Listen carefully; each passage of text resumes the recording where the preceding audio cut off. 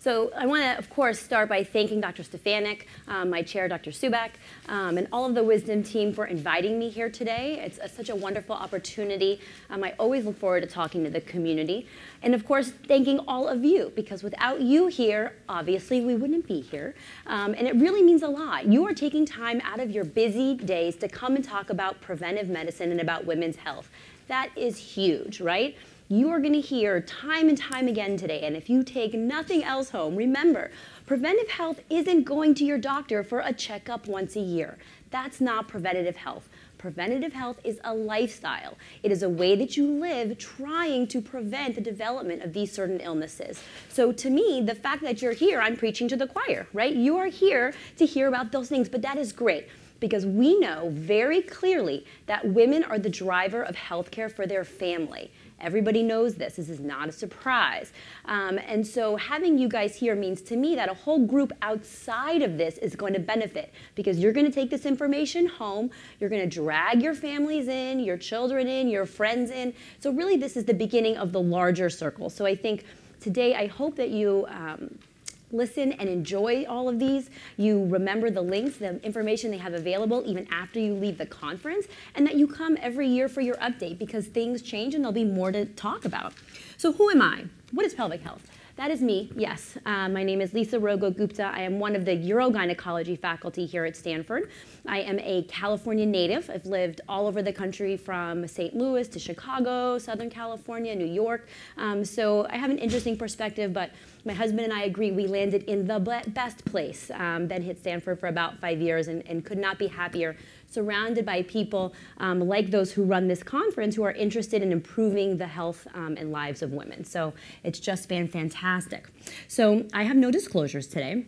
And so the first thing I want to do is define pelvic health. Some of you in the audience might be saying, why? Why was this girl invited here today? We're talking about cervical cancer, contraception. What does pelvic health mean? If you know what I'm talking about, then you know why it's important. But by the time we leave here, we'll all know.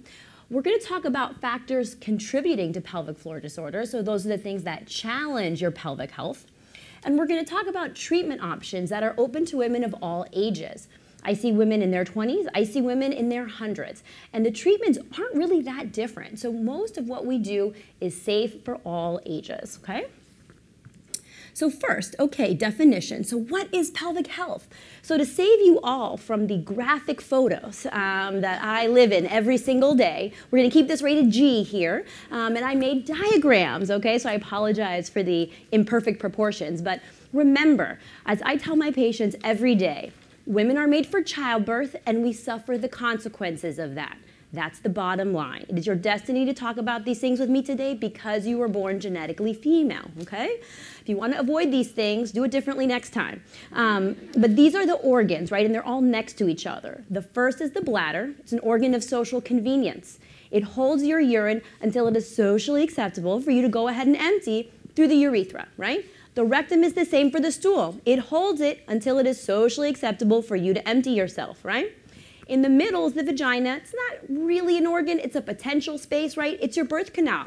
Women are made for childbirth. It is there waiting for that moment when you have your child.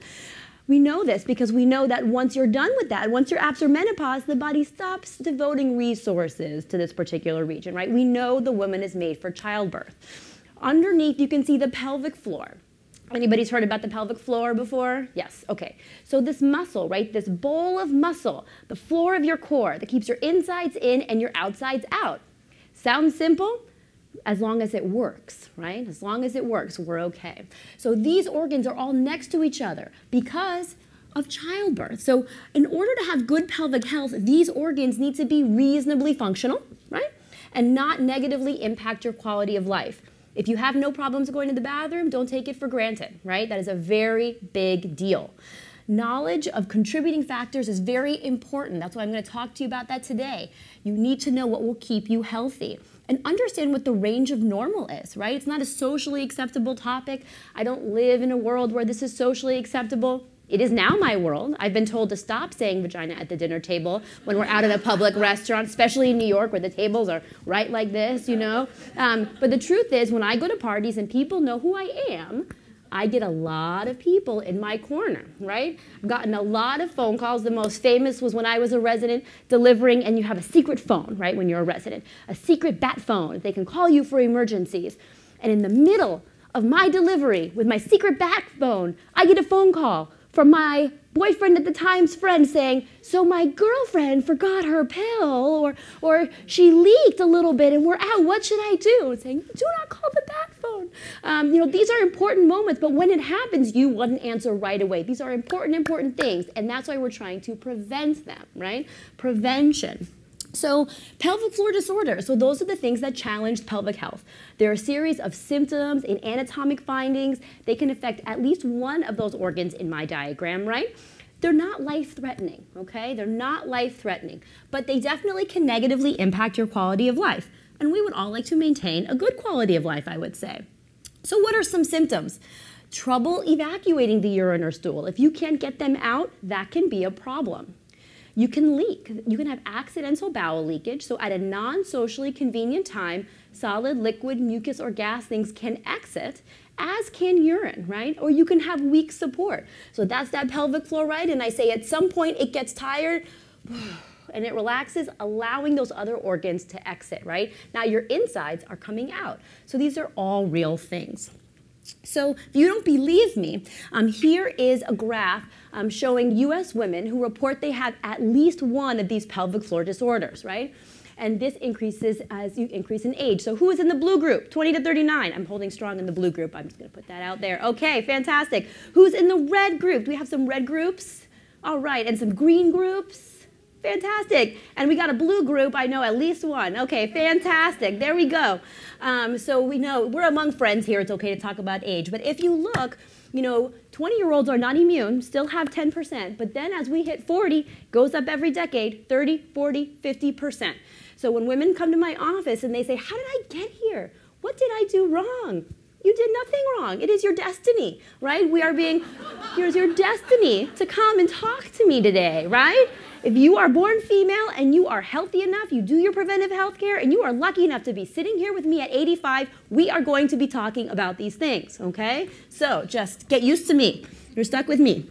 If we break it down to kind of the more common or the things that we focus on, urinary leakage or accidents of urine, that purple bar there, so over 30% of women in their 80s, right? This is a big deal in adult living facilities and a big deal to Medicare.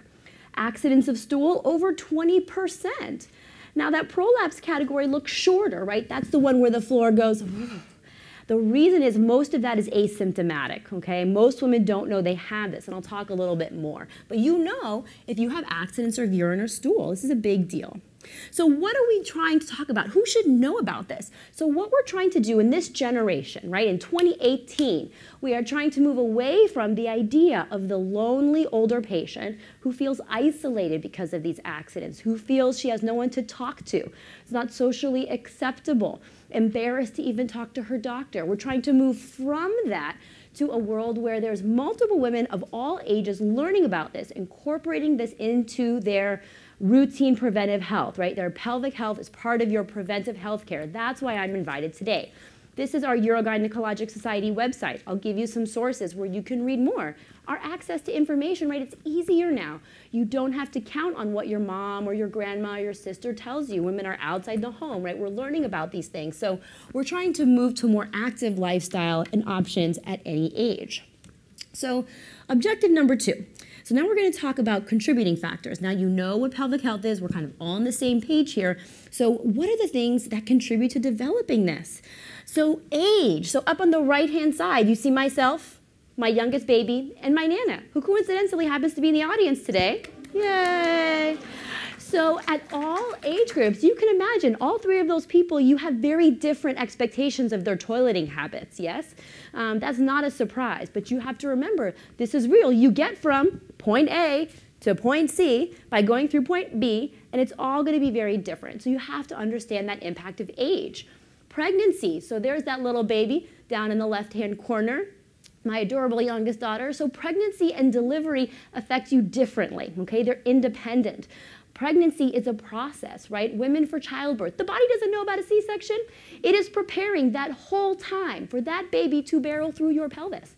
It doesn't happen overnight. Anybody who's pregnant knows. It's not that you wake up one day and boom, everything's there. It hurts the entire time, right? Your body is preparing for this to happen. Then you deliver it. And delivery is not without risk, okay? Babies aren't free. You'll hear me say that a few times today. Genetics, okay, big one.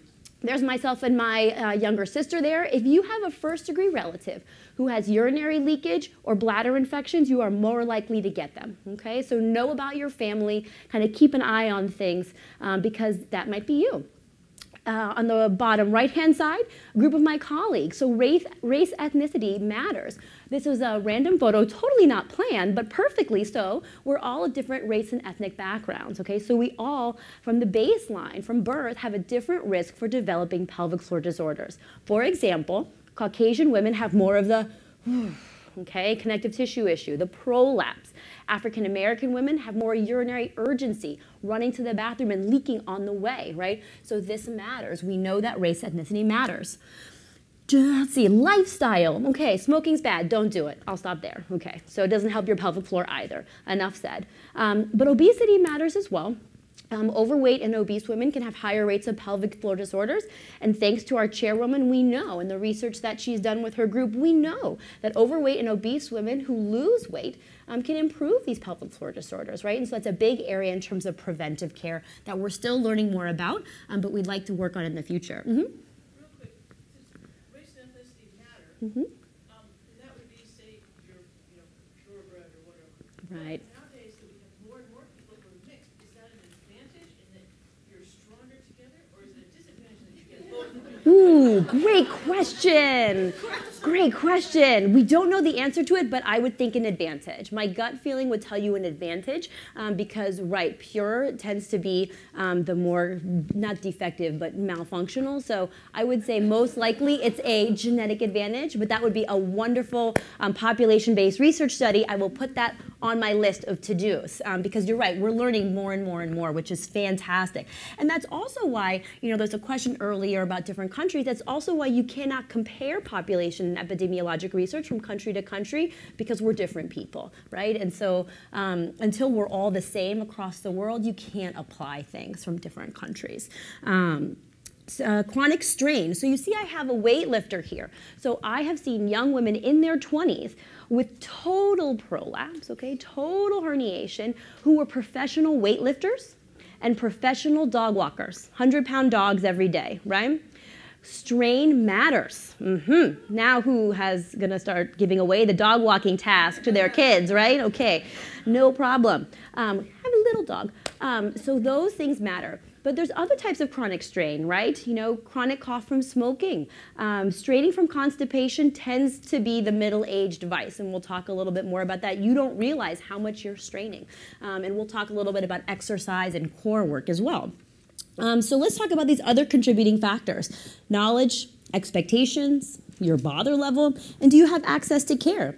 So once again, pregnancy changes your tissues forever. You're going to hear a lecture today about egg freezing and opening your potential.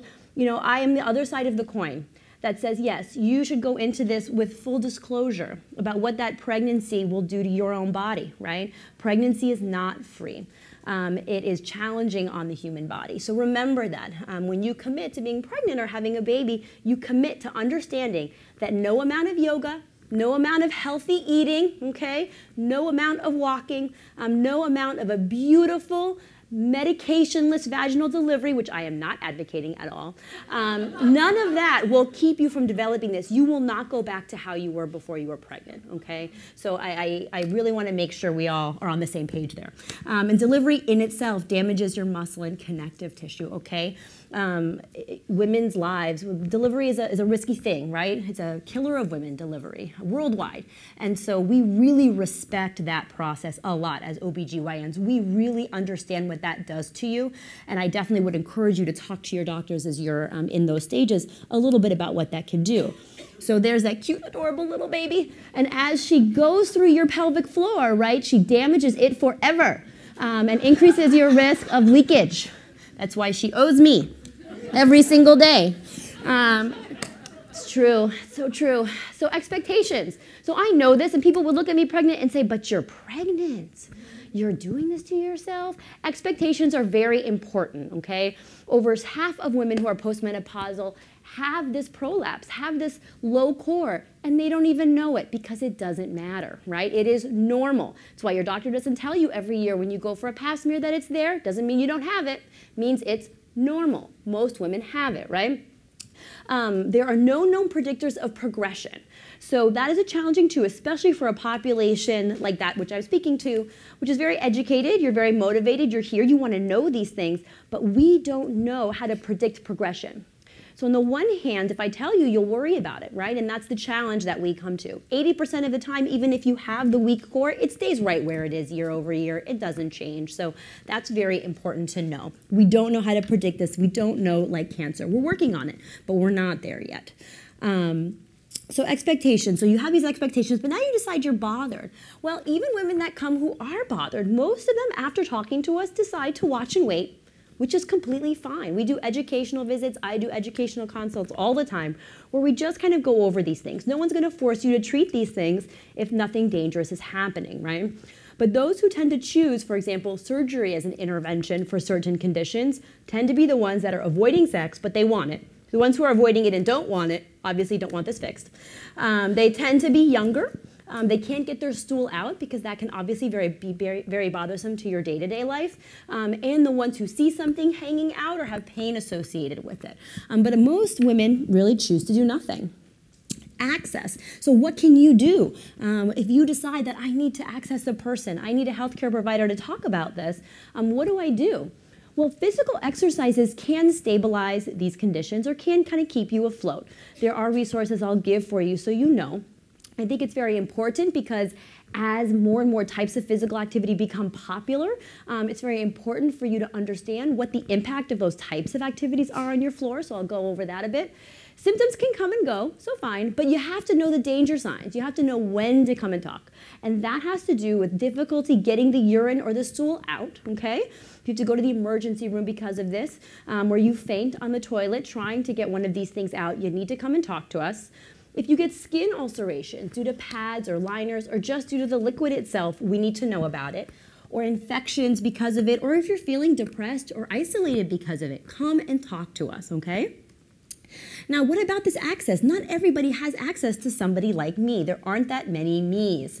We looked at this in the Stanford experience because this is an area, right, where we kind of have a cluster, and then there's the greater California. 70% of my patients come from within this 6-county radius, right? But 30% are driving over 50 miles. That's very far. They tend to have symptoms for a long time. And if you're one of those people who comes to my partners and I and says, okay, let's talk about this. If you're one of these people from far away, you are more likely to have had your symptoms for much longer, right? Not knowing what your choices were. Then you're more likely to want surgery right away because you're afraid of what can happen. And you're from a county that has fewer women and fewer older adults. That's an issue we have with access to care and distribution of care. If your provider doesn't know what your symptoms are or what the options are, you're not going to get optimal care, right? So we know this. So you're lucky to live here. You're lucky to have this information. So disseminate it. So risk factors, okay. What about treatments, Lisa? Okay, I will talk to you about treatment options. Here we go. Fiber. Fiber, fiber, fiber. I am so tired of hearing, but it tastes bad, and the vegetables and the broccoli, and ugh. I mean, come on. Fiber is the glue to your stool. It keeps you from having the tiny rocks and balls on the one hand, again, I'm saving you some images here, or the really watery diarrhea on the other hand. It brings it together to have what we call the ideal, the lumpy sausage or the toothpaste style consistency, okay? And we've all heard water makes you poop, right? No, it does not. Water does not make you poop, but you need water to digest the fiber so you can poop, right? And that's another myth. You know what works? Walking. Walking works great. Never stop walking, right? Your motility is very important as you get older. Most American women get half the fiber in their diet that they think they are. Again, I've lived in other states where that's more the case. Around here, for the most part, my patients do have healthy lifestyle habits, but it's so easy now. You don't have to go to a nutritionist, but we have them here if you want them. You can download an app. where you put in what you eat and it will tell you how much you're getting. You know, you have access to these kinds of information that we didn't have in decades prior, right? You can do this at home. You can do this for your family members. Irritating beverages, any coffee, tea, soda drinkers, right? Caffeinated, carbonated, sugary beverages make you want to go more often. Urination and bowel, but urination especially, right? If you're 45 to 65 and you drink 3 cups of coffee, I hope you don't get in the car for a 4-hour drive, right? You know you have to go. That's real.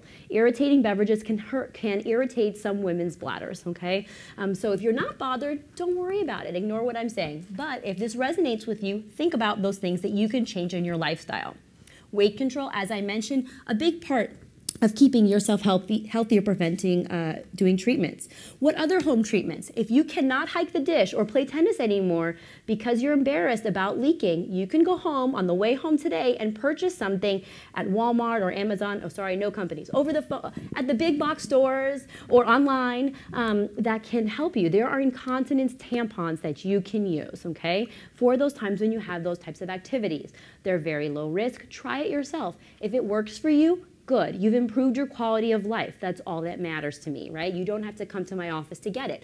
There's also underwear that absorbs urine. So having a pad or a diaper that can be very embarrassing, that can keep you from wanting to do yoga, to wear certain kinds of outfits. You know, I get have a lot of discussion with my patients about this, but there's now underwear that absorbs. It's direct-to-patient marketing. You can order these things online. So you can do things to adjust your lifestyle to make up for the symptoms you have without slowing you down, right, and stopping you from doing your types of activities. We've all heard about Kegels, right? Who's heard of Kegels? Yes, ever since? Yes. Okay, great. Say, I tried them and they don't work. That's true. About 40% only of women see some improvement, but that's because this is a group of muscles you've never worked before. You don't have that same awareness, right? If you were aware of everything down here, no one would have baby number 2, 3, or 4. If you knew every single minute of all of this time of being pregnant, you would never have more children and humanity would cease to exist, right? So there is evolutionary benefit to you not being able to sense this very well. So, but it's okay. It's okay. We're in Northern California. You have resources. So there are specifically trained physical therapists that specialize in pelvic floor. They're women, of course, for obvious reasons, although there are, everything I'm saying, by the way, does occur in men, but this is not the theme of today. So there are physical therapists that you can see that can do a customized regimen with you. They will assess your ability to coordinate all of these functions. They can give you a rehabilitation program, right? And I really encourage all my moms out there who are starting different exercise routines to actually see a physical therapist for a few sessions to make sure you're not doing things that will inadvertently cause you damage and you're seeing me 10 years from now, right? I want you, if you have your P90X or your big exercise routine for what you think is your core, it's physics. If you work the rest of your core, the floor is what's going to suffer. It's your weakest part. So you better have a pelvic floor routine to balance out the rest of your sit-ups, okay? That's my recommendation. If those don't work, don't worry. We can still, work on avoiding this. You can come and talk to us about some of these things. We can go through a detail. You can bring me a diary. We can go through some of your lifestyle activities and what might be contributing. Does coffee matter to you or does it not? Does the timing at which you drink contribute or not? There's medications for this on the bottom. They're even over-the-counter medications for urinary incontinence. People just don't know. But there's many. Even a patch option. So there are ways to treat this medically. Same with bowel. Bowel incontinence has medications as well. There's acupuncture for this. Who's had acupuncture before, right? Okay. If you're an acupuncture responder, you can have acupuncture for your urinary incontinence, okay? General guidelines. This is national guidelines. This is not a secret, okay? There's Botox for inserting into muscles for these different pelvic floor disorders, or I can implant your acupuncture. So I can implant your acupuncture and you can have your own home remote control where you can control your home acupuncture. There's lots of different things out there if you want to, if you're bothered, and if you have access, come and talk about it, okay? So in summary, all right, I know I tend to talk a lot. We're all okay here. We're still going, okay, we'll break after me. So just hang on, a couple more slides. So what should you know about pelvic health? Know that it changes with age and it changes with lifestyle. How you feel today is not how you're going to feel necessarily in 10 years. Know that these can impact your quality of life. Depression is a real illness. Isolation and embarrassment can impact your interpersonal relationships. They can impact your partnership or your marriage, your relationship with your mom or dad. You need to really understand how this impacts your life. And it can, of course, need medical care, right? You can need medical care for this. That's why Medicare requires screening for urinary incontinence amongst all of its patients, because it's the #1 reason why older adults need assistance to help with their toileting, okay? So they know, because it costs them money. Behavior changes can reach your goals, okay? There are things you can do in your lifestyle, like I mentioned, that can improve your goals. So talk to your doctor. Your primary doctor knows you best, right? If you have a good relationship, think about what behaviors can benefit you. Avoid straining and other worsening factors. Weight control, fluid management, like I said, careful, thoughtful physical activity, timing your urination and defecation. The intestines, the bladder, they love a schedule, so the closest you can stick to a schedule makes it very, very happy. That's why travel, you know, everybody gets constipated when they travel. They don't like change. And think about these over-the-counter options. This is another from our American Urologic Association website that I'll give you on this next slide, resources for home. So there's our voicesforpelvicfloordisorders.org. Feel free to download the fact sheets. I have other resources there, like the physical therapy list is the last one. And there's a plug. If you like pelvic health, we are forming, come join us at the Pelvic Health Center. So Stanford has developed this. Our goal is to have a center of excellence. We are opening in July of this year in Redwood City campus. Yay! That is a wonderful collaboration. You can walk through one door, talk to your urogynecologist, your female urologist, talk about your hemorrhoids, your bowel incontinence, get your physical therapy, get your acupuncture through one door, right? So our goal is to make this easier for women and men out there that are suffering from multiple ones. Tell your story one time. Don't feel embarrassed. Talk to people who know and get a coordinated treatment plan. So we are rising to the top, and Stanford wants to be, you know, a leader and amongst the best in bringing care to you. So I'm very grateful again for my role here. Thank you guys so much.